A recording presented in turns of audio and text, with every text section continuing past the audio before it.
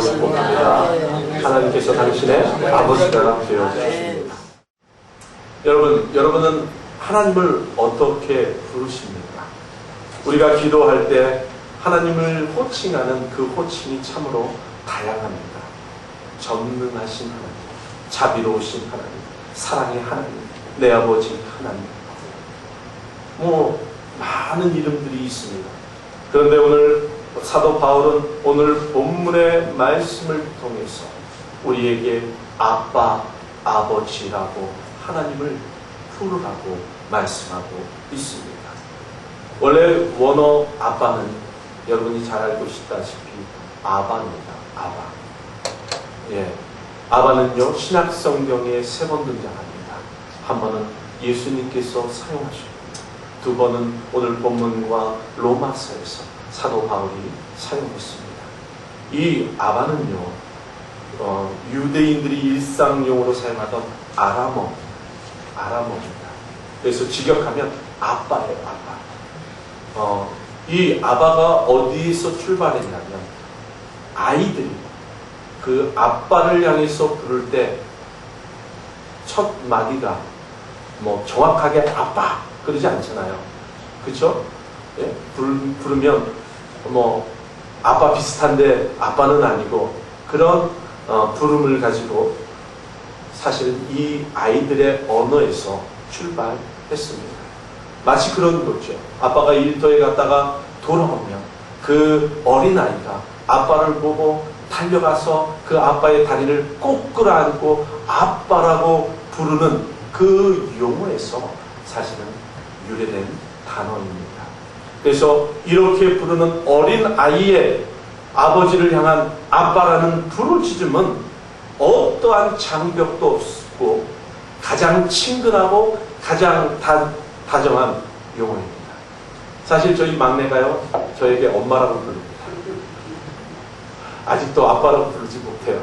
그래서 제가 밖에 나갔다 오면 그냥 엄마 하면서 다리를 거꾸로 하고 항상 제 다리 사이에 콕 머리를 넣습니다. 그러면 얼마나 귀여운지요. 물론 엄마라고 부르지만 저는 그 소리를 아빠라고 생각하고 듣습니다. 여러분, 우리가 온 우주의 주인이신 우리 하나님, 만왕의 왕이신 하나님을 아빠라고 부를 수 있다는 것, 이것이 얼마나 우리에게는 은혜가 되는지요. 여러분, 이스라엘 백성들은 원래 구약에서 하나님을 아버지로 불렀습니다. 뿐만 아니라 아버지로 믿고 섬겼지요. 구약시대의 이스라엘 백성은 하나님을 아버지라고 불렀고, 하나님은 그들을 향해 하나님의 아들이라고 말씀하셨습니다. 그러나 신약시대에 와서 시간이 흐르면서 이스라엘 백성들이 하나님의 이름을 아버지라고 부르지 못했어요. 왜냐하면 불경스럽다 생각했기 때문에 그래요. 그리고 하나님의 이름이 야훼, 하나님, 여호와 하나님이라는 이름조차도 그들이 부르지 못했습니다. 왜냐하면 불경스러울까봐, 하나님의 이름이 경홀히 여김받을까봐 그랬습니다. 그래서 그들이 누구를 아버지라고 부르느냐면 그들의 조상인 아브라함을 아버지라고 불렀다는 거예요. 그러니까 조상인 아브라함을 아버지라고 부르면서 하나님과의 관계를 맺어왔습니다.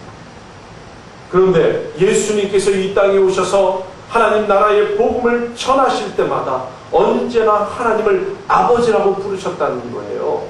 뿐만 아니라 하나님과 우리의 관계를 아버지와 자녀의 관계로 말씀하여 주셨습니다. 그래서 제자들에게 가르쳐 주신 주기도 문 가운데도 하늘에 계신 우리 아버지여라고 부르게 하셨다라는 거예요. 그래서 우리는 예수 그리스도 안에 있는 모든 사람들은 예수님의 이름을 믿는 그 즉시에 하나님의 자녀가 되는 권세가 있을 뿐만 아니라 우리가 하나님을 아빠라고 부를 때에 하나님께서 아들아 왜 나를 불렀느냐고 주님께서 대답하시는 거죠. 주님도 겟세마네 동산에서 돌아가시기 전날에, 십자가를 지시기 전날에 하나님을 향해 간절히 기도합니다. 아버지, 아버지는 모든 것이 가능하오니 이 잔을 내게서 옮겨 주옵소서. 그러나 나의 원대로 마시고 아버지의 원대로 하옵소서. 예, 아바의 처음 등장이 바로 여기에서 등장합니다. 그런데 오늘 사도 바울은 오늘 말씀에서 무엇이라고 이야기합니까? 너희가 아들임으로 하나님이 그 아들의 영을 우리 마음 가운데 보내사 아빠, 아버지라 부르게 하셨다라고 이야기하고 있습니다. 뿐만 아니라 로마서 8장 15절에 보면 너희는 다시 무서워하는 종의 영을 받지 아니하였고 양자의 영을 받았으므로 아빠, 아버지라 부르짖느니라 하셨습니다. 그래서 예수님을 믿는 모든 하나님의 자녀들은 하나님을 아빠, 아버지라 부를 수 있는 특권이 있는 거예요. 여러분 누구나 하나님을 아버지라 부를 수 있는 것이 아닙니다. 여러분 세상에 나가서요 안 믿는 사람들에게 하나님은 당신의 아버지입니다 라고 이야기하면 미쳤다고 할 거예요. 그러나 여러분들은 어떻습니까? 기도할 때마다 아버지, 하나님 아버지 부르짖으면 하나님께서는 그 부르짖는 기도를 들어주신다는 거죠. 여러분 오늘 보니까 성령을 하나님의 그 아들의 영을 우리에게 보내주셨다. 우리가 성령이 우리 가운데 오심으로 아들의 영이 우리 가운데 오심으로 말미암아 우리가 하나님을 아빠라 부를 수가 있습니다. 그래서 로마서 8장 14절에 보면 무릇 하나님의 영으로 인도함 받는 그들은 곧 하나님의 아들이라 라고 이야기할 뿐만 아니라 16절에는 성령이 친히 우리 영으로 더불어 우리가 하나님의 자녀인 것을 증거한다고 말씀하고 있습니다. 여러분 성령의 인도함 받으시는 삶을 살고 있습니까? 그렇다면 여러분들은 하나님의 자녀가 맞습니다. 하나님의 아들과 딸인 것이죠. 여러분들이 하나님을 향해 아빠라고 부를 때마다 아들아 나를 불렀느냐, 딸아 나를 불렀어 라고 우리 하나님께서 응답해 주시는 것입니다. 우리가 아빠라고 아버지라고 부르는 것은요 하나님과 나와의 친밀한 표시입니다. 또한 믿음의 표시입니다. 그래서 여러분들이 정말 하나님을 확신하신다면, 하나님이 나를 구원해 주셨고 내 안에 성령님이 있다라는 확신이 있다면, 여러분이 하나님의 자녀라는 확신이 있다면 여러분 하나님을 아빠라 불러도 됩니다. 그것은 하나님께서 여러분에게 허락하시는 거예요. 그렇다면 우리가 하나님을 아빠라고 부르는 특권을 가지고 그분의 자녀라면 우리가 이 땅 가운데서 어떻게 살아야 할 것인가? 사실은 오늘 그것이 오늘 본문의 말씀입니다. 여러분이 하나님의 자녀라면, 하나님의 아들이고 하나님의 딸이라면 여러분들은 하나님의 상속자들입니다.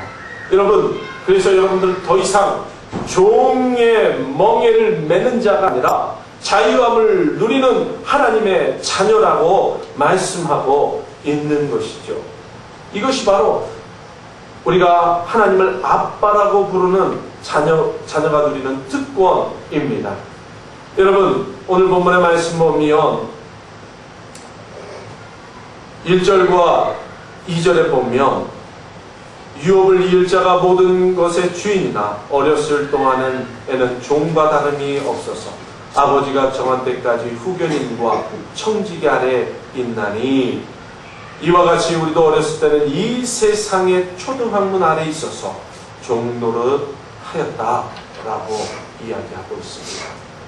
여러분, 우리가 주님을 알기 전에는, 우리가 하나님 예수 그리스도를 믿기 전에는 이 세상의 초등학문, 이 세상에 있는 도덕, 선, 윤리에 의해서 우리가 사단의 종노릇하면서 살았다는 거예요. 율법 아래서 그 율법의 짐을 메고 살았다는 거예요. 율법에 종되어 살았다는 거예요. 그러나 우리가 예수님을 믿고 난 뒤에 우리는 종의 멍에를 벗어버리고 자유한 하나님의 자녀가 되었다라고 말씀하고 있습니다. 예수님으로 말미암아 율법이 요구하는 모든 그 유혹으로부터 우리는 자유함을 누리게 되는 것이죠. 이것이 바로 하나님의 자녀의 특권입니다. 더 이상 여러분들은 죄의 종 노릇하는 자들이 아니라는 거예요. 하나님께서 이미 여러분의 죄를 동과 서가 먼 것처럼 여겨주시겠다라고 말씀하셨습니다. 여러분의 죄를 등 너머로 던져버리시겠다고 말씀하셨어요. 동과 서가 먼 것이 무엇입니까? 여러분, 동쪽과 서쪽이 마주볼 수 있습니까? 마주볼 수 없는 거예요. 동과 서는요, 반대쪽에 있는 거예요. 우리가 뭐 동쪽, 서쪽 이러니까 그 동쪽이 보이는 것 같고 서쪽이 보이는 것 같죠. 그러나 이 동과 서라는 개념은 공간의 개념이 아니에요. 그래서 주님께서 이 동과 서가 먼 것처럼 우리의 죄를 멀게 그러니까 우리의 죄를 생각하지 아니하시겠다라고 하시는 것은 더 이상 우리의 죄를 보지 않겠다는 거예요. 이 하나님께서 자신의 등 너머로 던져버리겠다고 말씀하신 것은 더 이상 여러분을 바라보실 때 죄의 모습을 바라보는 것이 아니라 여러분 안에 있는 그리스도 그 보혈의 능력으로 말미암아 새롭게 태어난 여러분들을 바라보시겠다라고 이야기하고 있는 것입니다. 여러분, 더 이상 율법의 형식에 매여서 부자유수한 신앙생활을 하지 마십시오. 주님이 이 땅에 오신 것은 율법을 완성하시고 우리로 하여금 의의 옷을 입히시기 위해서 이 땅에 오신 거예요. 더 이상 죄가 여러분으로 하여금 주인 노릇하지 못하도록 여러분에게 자유함을 주시기 위해서 주님께서 이 땅에 오신 것이라는 거예요. 여러분, 구원받은 하나님의 자녀입니다. 그렇기 때문에 죄가 있을 때는 우리와 하나님의 사이에 죄로 말미암아, 죄의 담으로 말미암아 우리가 하나님 앞에 나아갈 수 없었는데 예수님이 이 땅에 오심으로 율법의 모든 요구를 폐하심으로 더 이상 우리를 하나님 앞에 나아가는 것을 방해하는 것이 모두 사라져버립니다. 그래서 여러분들이 하나님을 아빠라고 부를 수 있는 것은 이 죄의 담이 이미 모두 허물어져 버렸기 때문에 그렇다는 거예요. 여러분, 아빠라고 부르세요. 아빠, 아버지를 부르시면 하나님께서 정말 그 사랑의 음성을 가지고 여러분들에게 다가오십니다. 그래서 여러분들이 하나님의 아들이 되었다는 것은요, 아버지의 유업을 이을 자녀가 되었다는 거예요. 상속자죠. 여러분, 상속자는요, 아버지에게 요청할 수 있는 특권이 있어요. 여러분 잘 알다시피 탕자의 비유에 보면 둘째 아들이 무엇을 요구합니까? 아버지에게? 유산을 요구하는 거예요. 물론 이 탕자는 아버지가 돌아가시기 전에도 돌아가실 것이 멀었는데도 불구하고 그 유산을 달라고 이야기한 불효자식이죠. 그럼에도 불구하고 이 아버지가 어떻게 합니까? 유산을 나눠줍니다. 이 탕자의 비유의 아버지는 누굽니까? 하나님이에요. 탕자가 누굽니까? 탕자는 우리예요. 아버지는 집 나간 아들을, 그리고 그가 집을 나가서 어떻게 살 것인가를 몰랐던 것이 아니에요. 잘 알고 있었어요. 그렇기 때문에 아들이 떠난 뒤에 마을 어귀 언덕에 매일매일 나가서 아들이 언제나 돌아올 것인가를 바로 기다리는 거예요. 그게 바로 우리 아버지라는 거예요. 여러분과 하나님 아버지의 관계는 저 위에 계신 하나님이 이 땅에 있는 우리와 그 거리만큼이나 거리가 먼 관계가 아니라는 거예요. 이미 이 거리는 가까이 좁혀져 있어요. 이미 성령님이 우리 가운데 오셨으므로 우리가 이미 여러분들이 생각하고 있는 여러분의 삶의 모든 환경과 여건 속에 여러분의 삶의 자리에 하나님께서 함께하고 계시는 거예요. 우리는 그분을 볼 수 없기 때문에 느껴지지 않기 때문에, 만질 수 없기 때문에 그분이 나와 함께 하시다는 것을 간혹 까먹지만, 그러나 아버지는 눈동자와 같이 그 자녀의 삶의 모습을 지켜보고 계신 것입니다. 여러분, 뭐 우리가 간혹 이런 대표 기도하면 창세기부터 쭉 훑어서 요한계시록까지 기도하시는 어떤 장로님들 분들이 계십니다. 하나님이 너무 멀어요. 너무 멀죠. 여러분 마음에 정말 간절함이 있으면요, 전능하신 하나님 안 나옵니다. 여러분 마음속에 정말 하나님을 향해 간절하고, 여러분의 삶이 정말 궁핍하고 정말 하나님의 그 은혜를 갈망하면요, 여러분 미사여구가 안 나와요. 뭐라고 기도합니까? 아버지밖에 안 나와요. 아버지. 그런데요, 놀랍게도요, 우리가 미사여구를 쓰지 않고 정말 우리의 언어의 표현으로 표현할 수 있는 모든 표현을 사용하지 않아도 우리가 하나님 앞에 엎드려 아버지라고 부르는 그 한마디 말씀에 하나님은 언제나 응답하신다는 거예요. 어린아이가 아빠에게 요청할 때마다, 여러분 위대하신 아버지 이렇게 얘기하지 않잖아요. 아버지에게 장난감을 사달라고 이야기할 때 뭐라고 이야기합니까? 자녀들이. 네? 어떨 때는 아주 방긋방긋 웃으면서 아빠 하고 그 귀엽게 부르죠. 또 어떨 때는요, 막 땡깡 놓는 그 말은 좀 그렇고요. 뗐을 때는 어때요? 다른 거 안 씁니다. 아빠가 그냥 울어버려요. 그러면은 다 알아요, 아빠들은. 얘가 무엇이 필요해서 그렇구나. 여러분, 우리가요, 분명히 자녀들에게 그 필요 없어요. 그러니까 제 얘기. 우리 아들과 딸들이 저희가 뭘 사달라고 조를 때가 있어요. 근데 제가 볼 때는 그게 필요 없어요. 그래서 안 돼! 라고 이야기합니다. 그런데요, 이미 제 마음 가운데는 어떤 마음이 있냐면, 야, 돈 좀 생기면 사줘야지. 이런 마음이 생기는 거예요. 분명히 크게 소용되는 그런 물건이 아님에도 불구하고 이미 내 마음속에는 우리 자녀들이 와서 아빠 이거 사주세요라고 이야기할 때 이미 절반은요 넘어갔어요. 그래가지고 사줄 마음이 있는 거예요. 그래서 다음에 꼭 사줘야지. 근데 아빠들이, 부모님이 자녀들에게, 특별히 아빠들이 아들이나 딸들에게 선물할 때는요, 어떤 마음을 가지고 선물합니까?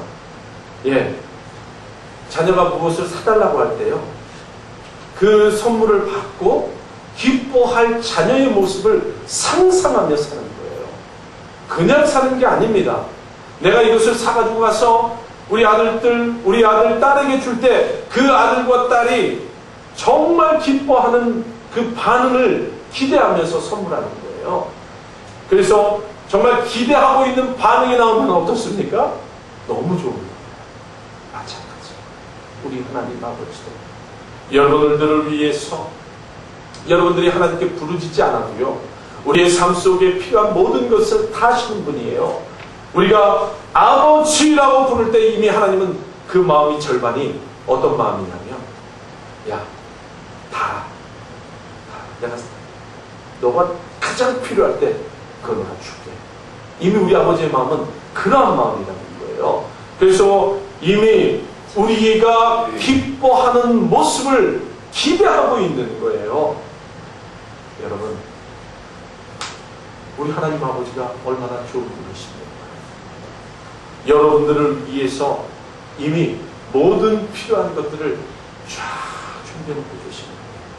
그러면 왜 우리는 그것을 얻지 못합니까? 왜 얻지 못하겠습니까? 기도하지 않기 때문에 그렇죠. 아버지를 부르지 않기 때문에 그렇죠. 내 힘으로 이 세상 가운데서 살아보려고 하니까 그렇죠. 여러분, 아버지를 부르세요. 좋으신 아버지입니다. 여러분들에게 좋은 것을 주시겠다고 이미 성경이 말씀하고 있어요. 주님께서 말씀하시잖아요. 이 땅에 육신의 아버지도 자녀들에게 좋은 것을 줄 알거든 하물며 하늘에 계신 아버지께서 너희들에게 좋은 것을 주시지 않겠느냐. 그 좋은 것 중에 하나가 성령님이십니다. 그래서 성령님이 우리 안에 오시면 아버지의 마음을 이미 우리가 알고 있는 거예요. 사랑하는 성도 여러분, 아버지는 멀리 계신 분이 아닙니다. 우리 하나님 아버지는 멀리서 우리를 바라보시는 분이 아니라 이미 우리 가운데 우리와 함께 하시고 우리와 동행하시고 또한 우리의 삶을 눈동자와 같이 지켜보시는 하나님이시라는 거예요. 여러분, 아빠라고 부르는, 아버지라고 부르는 것은 하나님께서 우리에게만 허락하신 자녀의 특권입니다. 여러분, 아버지를 부르세요. 그러시면 하나님께서 여러분에게 아버지가 되어 주실 것입니다. 여러분, 자녀로서 아버지와 함께 하는 것이 얼마나 큰 즐거움이겠습니까? 자녀들에게는요, 세상에 그 누구보다도 부모님처럼 그늘이 되어주고 또한 그들의 보호망이 되어주고 그들이 가장 안전하게 생각하는 것이 바로 부모님입니다. 그래서 저희 막내가요, 보면은 무슨 일만 생기면, 물론 저희 집사람과 제가 없을 때는 할아버지 할머니를 찾죠. 그러나 무슨 일만 생기면 항상 엄마 아빠를 향해서 달려옵니다. 말도 못하죠. 말도 못하는데요, 울면서 달려와요. 왜 그렇습니까? 엄마 아빠에게 오면 그 자기의 문제를 해결해 줄 것을 알고 있기 때문에 그렇습니다. 마찬가지로 우리 하나님께서 여러분들의 아버지가 되어주시면 여러분의 인생의 모든 문제를 해결해 주실 분도 하나님이시라는 것을 여러분 깨달으시고 날마다 아버지께 여러분의 삶을 맡겨드리시면 여러분의 아버지가 되어주셔서 여러분의 삶을 풍성한 은혜 가운데로 인도하실 줄로 믿습니다. 여러분, 찬송 가운데 이런 찬송이 있습니다. 하나님을 아버지라 부르는 자는 좋은 일이 있으리라, 많이 있으리라. 여러분, 하나님을 아버지라 부르십시오. 여러분 안에 좋은 일이 많이 생길 것입니다. 기도하겠습니다.